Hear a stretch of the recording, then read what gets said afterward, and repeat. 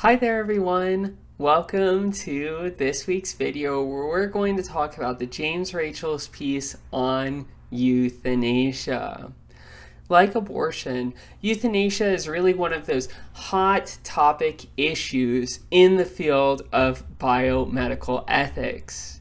The term euthanasia means something like a good death, right? So the debate about euthanasia is what role, if any, should doctors play in steering their patients towards having a good death, right? What kind of involvement can a doctor legitimately have with the intended voluntary end of life for their patient? Now, as you'll see through reading the Rachel's article, there's a distinction in the field of biomedical ethics between what's called passive and active forms of euthanasia. And there's a big moral debate on whether there's a morally relevant difference between these two forms of euthanasia. So passive euthanasia is generally thought of as omission, or doctors letting patients die. In general, the way that passive euthanasia happens is the doctors agree with the patient and the patient's family to withhold treatment so that the patient may succumb to injury or illness. So the idea here is that the patient, in this case, knows likely that their illness will be fatal, and they're electing not to continue with treatment. Oftentimes, medical treatments can be very difficult or painful, so that they might die in a way of their choosing. Now, in this case, the doctor plays relatively little role in the causal work that ends up with the patient's death, right? The doctor simply withholds treatment that a hospital or practice might otherwise give to a patient. By contrast, there's another form of euthanasia that is, I think we can fairly say, much more controversial, which is called active euthanasia. And this is an active process on the part of the doctor to deliberately go about ending a patient's life, dealing with a terminal illness, right? So it's a deliberate form of ending of life, right? For example, by means of a lethal injection.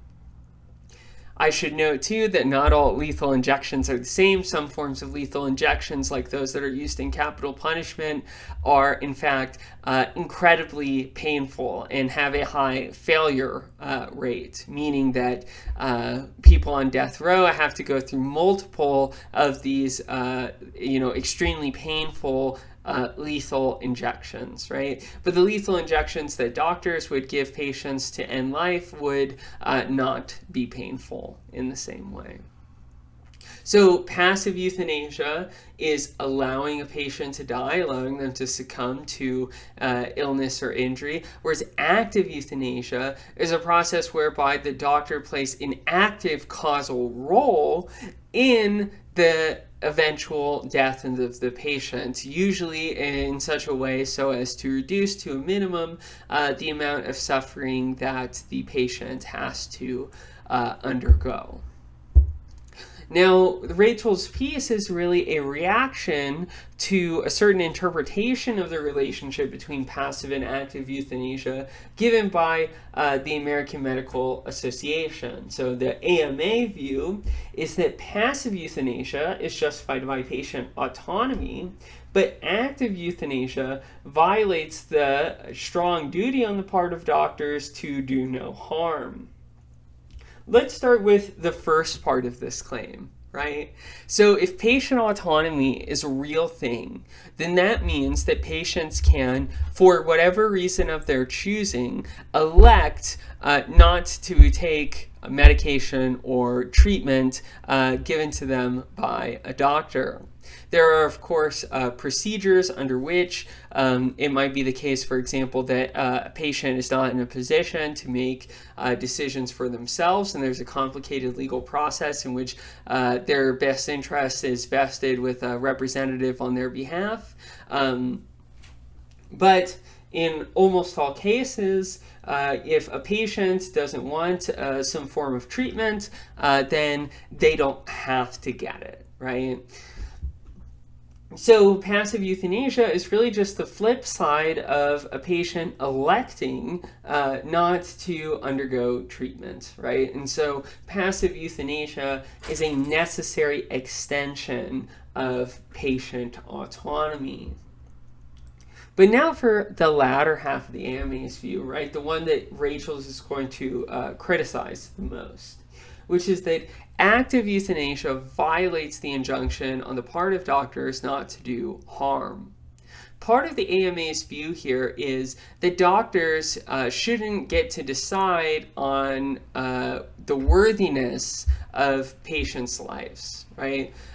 Doctors are not God, right? They don't get to decide who lives and who dies. And the AMA worries that if you allow for active euthanasia, then doctors will inevitably violate patient autonomy and do harm to patients that they believe do not have lives that are worth living. So it's a kind of slippery slope argument.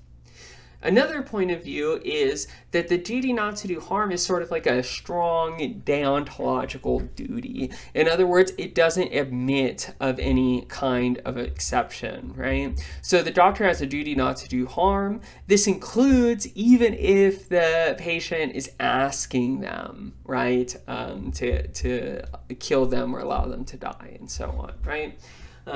So the AMA's sort of complex view on euthanasia is that passive euthanasia is justified, namely as an extension of the principle of patient autonomy, but active euthanasia is wrong because it violates the role of doctors, which is to heal and not to kill or to render judgment on what kinds of lives are worth living. Now, Rachel's criticizes this view quite strongly, coming from a, I think, broadly consequentialist point of view, right? Rachel develops, as I understand his work, three principal arguments against the AMA's position, right? For him, prohibitions on active euthanasia promote needless suffering, right? How do they promote needless suffering? Well, it might take a patient with terminal injury weeks or months, maybe even years, to eventually succumb to their illness, right? In many medical conditions, live people in a situation where, at least from their point of view, that kind of life is not worth living. The doctor could end the patient's life immediately using active euthanasia, but the AMA's regulations and guidelines prohibit them from doing so. And so it creates a situation in which patients with serious illnesses are forced to undergo tremendous amounts of suffering just to eventually die regardless. Moreover, Rachel wants to argue that if you really believe in the principle of patient autonomy, then why wouldn't you extend that autonomy into active euthanasia? In other words, if patients can choose to die, why can't they also choose the means through which they die, or at least secure the least painful possible means for them to die, which on Rachel's view is active euthanasia. And third and finally, the AMA's view encourages doctors to make decisions for irrelevant reasons, right? From Rachel's point of view, doctors shouldn't be primarily worried about their role in the causal sequence that eventuates in a patient's death, right? The primary consideration of doctors should be to heal their patients, which means to relieve their suffering to the greatest degree possible. So the AMA introduces all of this ultimately irrelevant red tape, essentially, to the practice of doctoring that will only hurt patients in the end. One thing that Rachel's really likes to say in this piece, which I think is an interesting argument, is he says, like, hey, look, it would be one thing if you were just against euthanasia. If you're against all forms of euthanasia, then that's a different conversation, right? But ultimately, killing people and letting them die from a purely consequentialist standpoint are the same thing, right? That's why in the trolley problem, for example, most of us feel responsible for the 5 people who would die if we don't pull the trigger and so on, or pull the lever, as it were, right?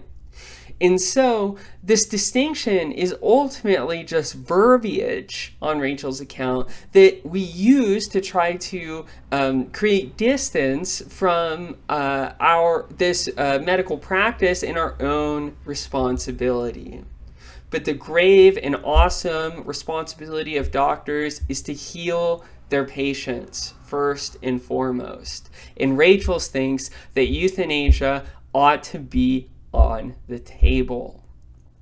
Do you agree with Rachel's argument? Do you think that the AMA had the better perspective or point of view? What did you think? I'm very interested to learn your point of view, and I will see you in the next video.